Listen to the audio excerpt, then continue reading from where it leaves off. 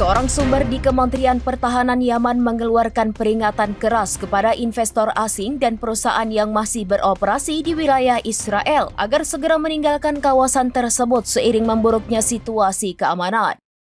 Menurut laporan kantor berita Sabah yang dikutip dari Al-Mayadin pada Senin 2 Juni 2025, pihak Houthi Yaman menilai lingkungan di wilayah yang mereka sebut sebagai entitas Zionis tidak lagi aman dan mendesak agar mereka segera pergi dari wilayah itu.